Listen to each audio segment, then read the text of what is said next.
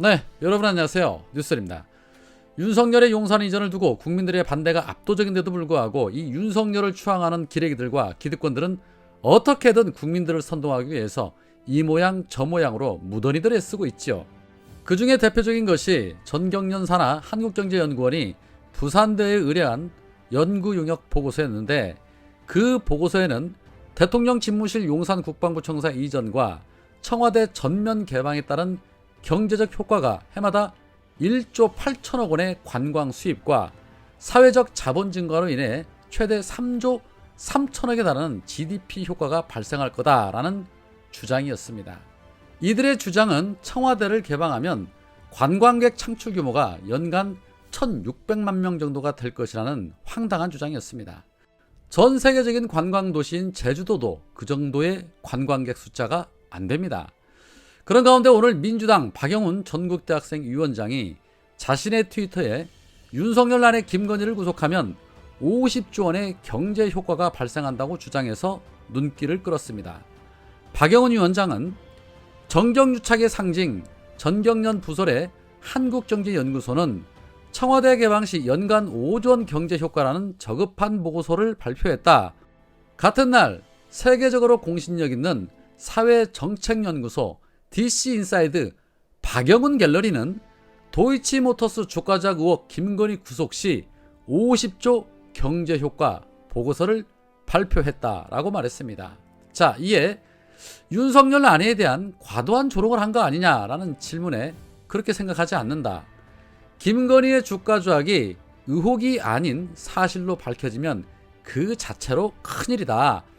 주가조작은 중범죄다. 당선인의 부인이 주가조작에 연루되었다는 의혹을 받는 일 자체가 국가 위상에 수치스러운 일이다 라고 말했습니다. 박영훈 씨의 주장은 당선자의 아내가 주가조작에 연루되어 있는데 사실로 밝혀지면 국가 위상은 그야말로 곤두박질 쳐질 것이다.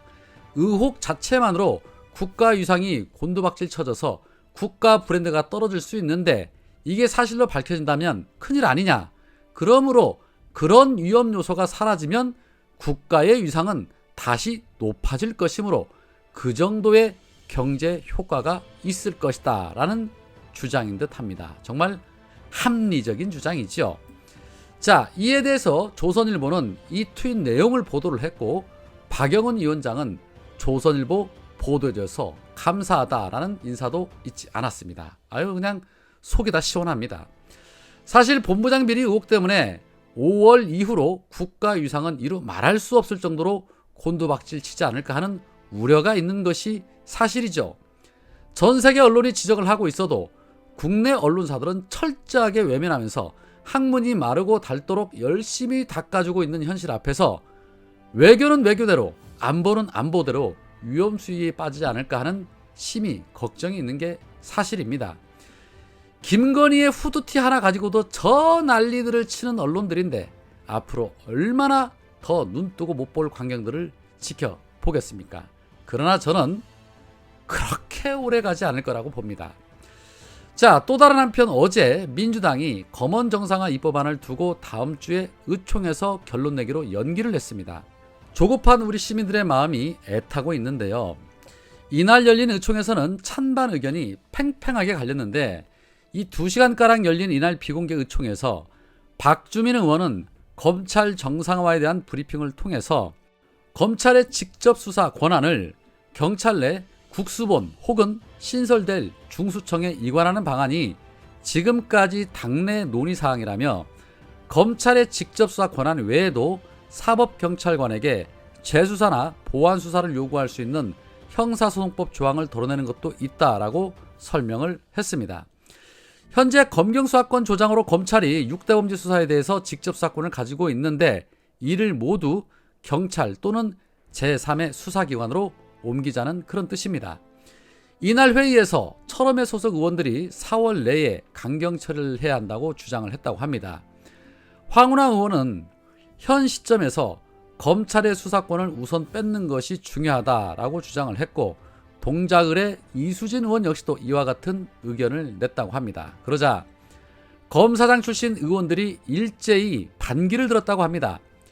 주철현 의원은 지난해 공수처가 출범을 했고 검경 수사권도 조정이 됐지만 1년간 어떤 성과가 있었냐라고 반박을 했고, 김회재 의원도 검찰의 직접 수사권을 경찰로 이관하면 경찰권이 비대화해져서 자칫 경찰 파쇼가 불거질 수 있다. 어떻게 경찰을 통제할 것인가 라고 반박을 했다고 합니다. 브리핑에 대한 질의응답만 받는 자리였지만 예상치 못한 경론에 사회를 보고 있던 고민정 의원이 찬반 토론은 다음 기회에 해달라라고 자제를 촉구했고, 결국에 민주당은 뚜렷한 결론을 내지 못한 채 7일날 검찰 정상화 간담회를 연 이후에 다음 주 12일 의총을 다시 열어서 당론화 여부를 결정하기로 했다고 합니다.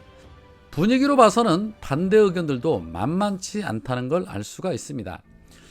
윤석열이 법무부 장관의 수사 지휘권도 폐지하겠다고 하고 있고, 공수처도 폐지한다고 하고, 반면에 검찰의 독립성은 더욱 강화하고 검찰에게 더 큰 권한을 부여하겠다고 공언을 한 상태인데, 아직도 민주당에 이딴 소리하는 의원들이 있다는 겁니다. 작년 1월 이낙연 전 대표가 박근혜 사면 발언으로 엄청난 비판과 함께 수박으로 몰리면서 항의가 빗발치자 꺼낸 말은 2월 내에 검수완박하겠다는 것이었습니다. 그런데 2월달 지나고 3월달이 되어도 그렇게 외치는 검수완박, 언제 그랬냐는 듯 조용히 묻혔습니다.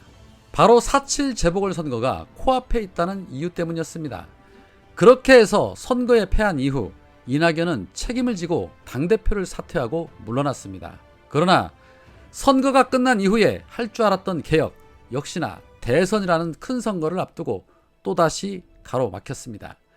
송영길 대표도 취임사에서 분명하게 개혁에 대한 강경한 입장을 밝혔지만 역시나 마찬가지였습니다. 그리고 대선을 패한 이후 또다시 개혁을 눈앞에 두고 지방선거를 맞닥뜨리고 있습니다. 이제는 지방선거 때문에 안 된다는 의원들이 여기저기서 터져나오고 있습니다. 2년이라는 시간 동안 선거에만 몰입하고 개혁은 안중도 없지만 그래도 참고 참아왔습니다. 그런데 또 선거 타령을 한다고요? 민주시민들이 만만해 보이나 봅니다.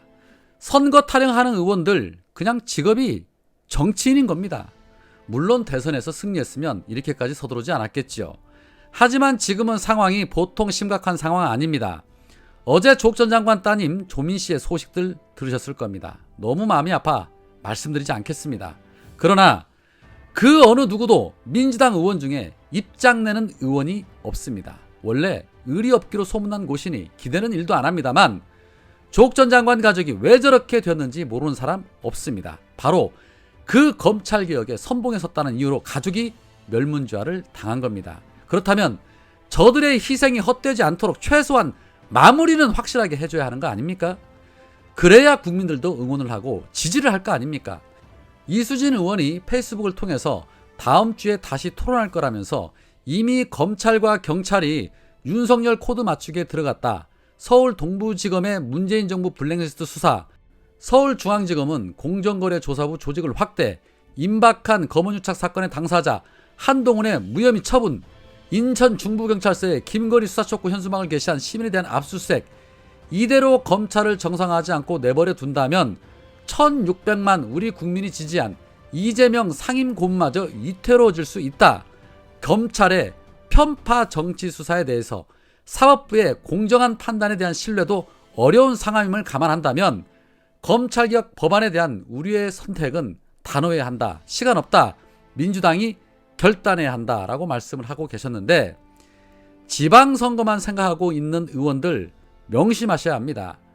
대선 패배 이후에 수많은 국민들이 집단 우울증에 시달리고 있습니다. 당신들은 오로지 선거만 생각하겠지만 많은 시민들 지선 관심도 없습니다. 그나마 그들을 치료해 줄 수 있는 유일한 길은 개혁밖에는 없습니다. 그 개혁으로 치료를 해줘야 다시 힘을 내서 투표도 하는 겁니다.